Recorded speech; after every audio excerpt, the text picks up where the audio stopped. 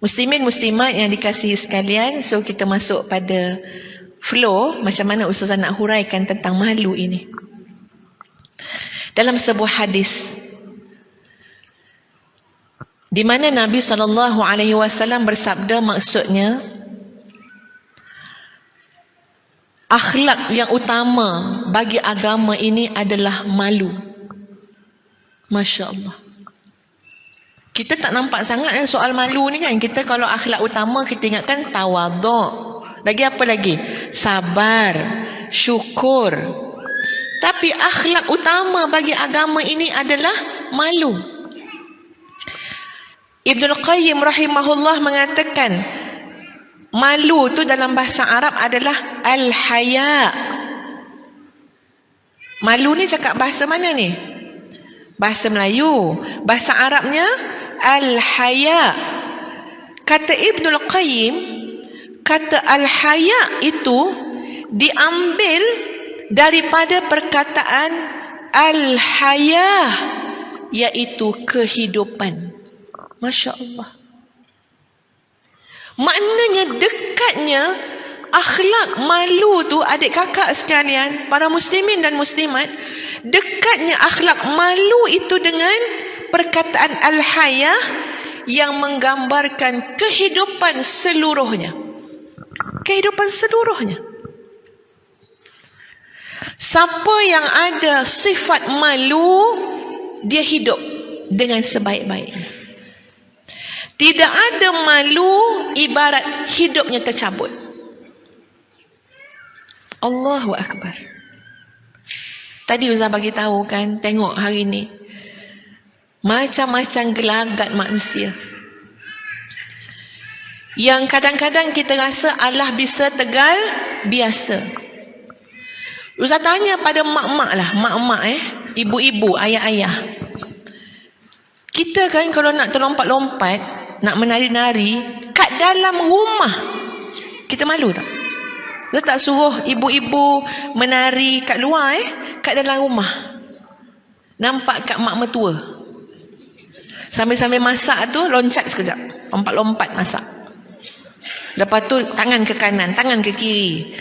Bersiul-siul kejap contohnya. Kita nak tanya, malu tak kat mak mertua? Ya Allah, tak dapat nak cerita. Kalau katalah mak mertua tu meninjau, kita ingatkan orang tak ada kan, kita buat macam tu kan. So tengok mak mertua kita ada, itu rasa nak masuk dalam periuk. Rasa kita nak rebus lah, kita ni rebus lah. Kan tak payahlah rebus daging, rebus aku je lah. Dia punya malu. Tengok TikTok hari ni. Tengok orang muda, orang tua sama naik. Tak apa, mak mertua saya tak tengok, dia tak ada TikTok. Tuan puan, Allahu Akbar. Cuba dah fikir. Kadang-kadang Ustaz tengok gelagat tu pun dalam hati kan, ataupun cakap kat anak-anak. Orang bayar kita 1 juta pun tak buat macam tu. Kita buat kat dalam rumah pun, hanya untuk tontonan keluarga pun, kita tak buat. Ya, macam-macam lah gaya-gaya. Kita kena ingat Allah bisa tegal biasa. Lama-lama semua jadi lumrah. Apa yang Allah angkat? Malu. Yang Allah angkat adalah rasa malu. Malu tak apa kata Ibn Qayyim? Kehidupan kamu. Tapi bila malu tu Allah angkat, kamu dah tak rasa apa dah. Macam tu depan orang macam ni.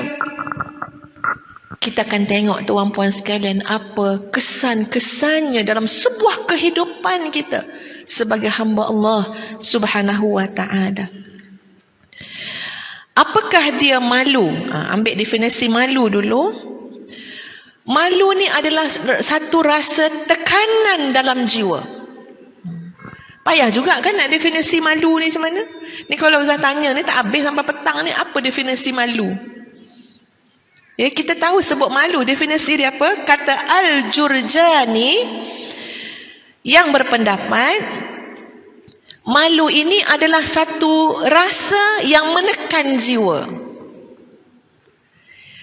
Dia menekan jiwa untuk menjadikan jiwa tersebut berwaspada daripada kecelaan. Masya Allah. Satu tekanan kat jiwa kita. Tekanan tu untuk apa? Supaya hati-hati. Supaya waspada. Jangan main lepas semua. Kenapa? Apa pentingnya tekanan itu? Supaya kita tak buat sesuatu yang tercela.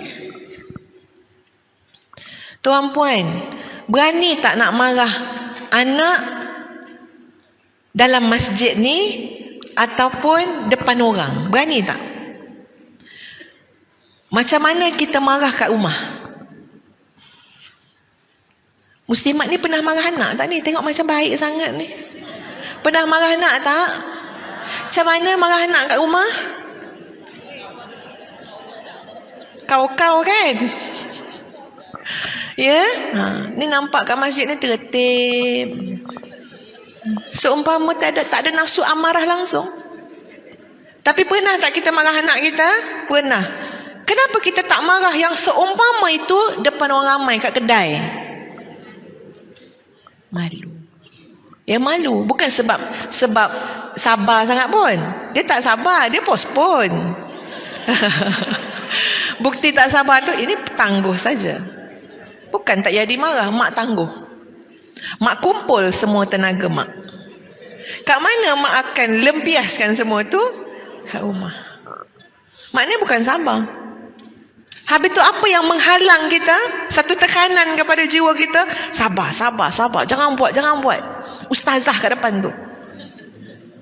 Malu.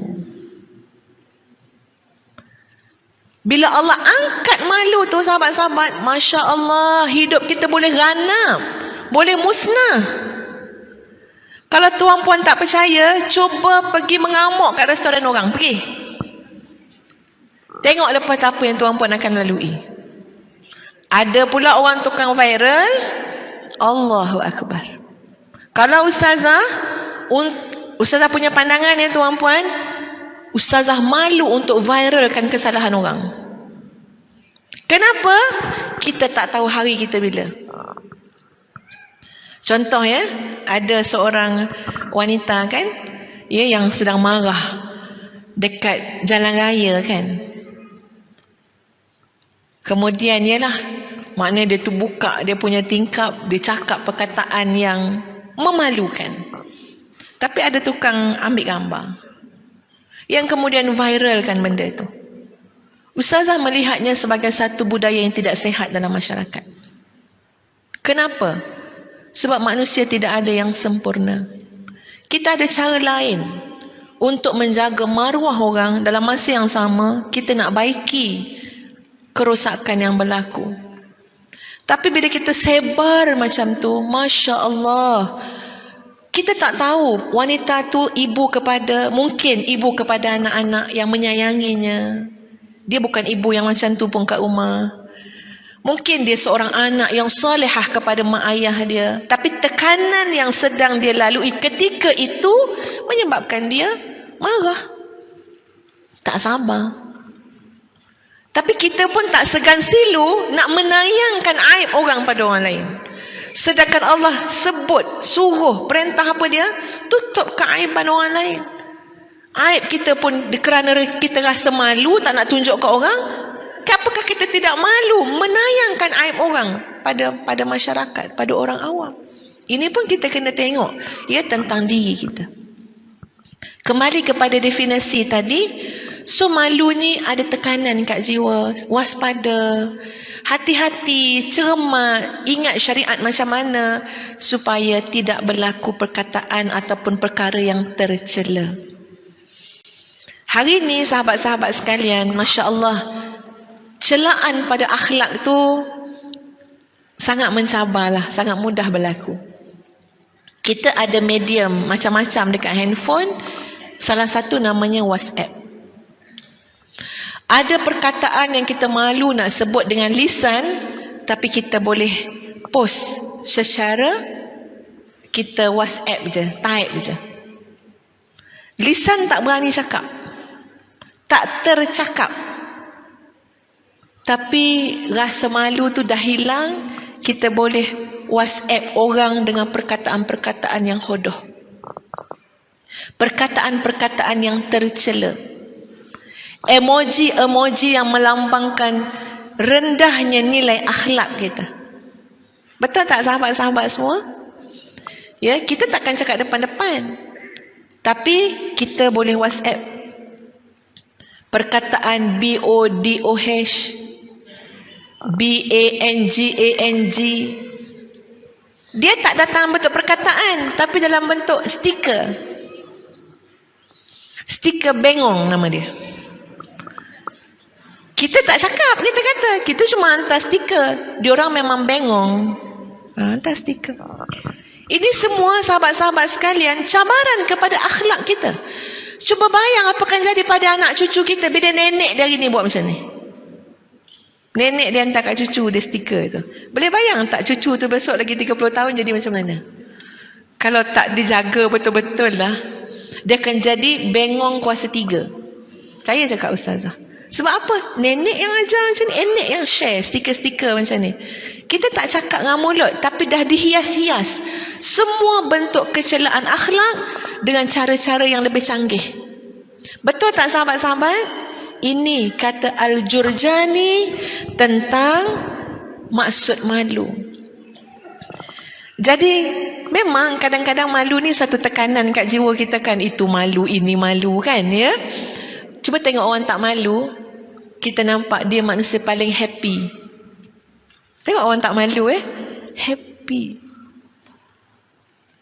Allahu Akbar. Baru ni ada saya tengok, nak tengok saiz punggung siapa yang paling besar, ada tak?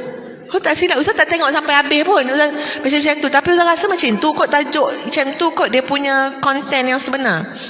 So boleh tengok kan, boleh pelepak-pelepak punggung orang macam tu. Astaghfirullahalazim. Cuba nak suruh Kak Timah buat macam tu. Meh 3 orang beratur kat sini contohnya kan. Kita tertekan jiwa kita. Tertekan. Tekanan tu malu. Orang yang tak tertekan tu enjoy, happy. Tapi dia happy pada benda yang salah. Happy apa benda kalau benda tu dimurkai oleh Allah Subhanahu wa taala. Sahabat-sahabat kena ingat, dunia ini memang sijnul mukmin, penjara bagi orang mukmin. Tak semua benda kita boleh buat ikut selera kita. Tersekat, terbatas. Ada tekanan demi tekanan. Sebab hakikatnya adalah ad-dunya sijnul mukmin. Dunia ini penjara bagi orang-orang mukmin. Pergi hotel, tengok kolam, ya Allah begitu punya luas, begitu punya cantik. Apakah terus je Kak Timah nak buka tudung, melompat dalam tu, terus kuat lentang, rama-rama, kupu-kupu, nak tanya? Atau kita akan rasa stres dulu, tertekan. Kenapa? Nak berenang tapi ya, kita ni dulu handal ni berenang kat sungai tahun 78. Ingat kan kat sungai kan? Betul tak? Siapa pernah mandi sungai angkat tangan? Misalkan angkat tangan ni. Jangan main-main ni, kita orang ni semua level-level mandi sungai tiruk.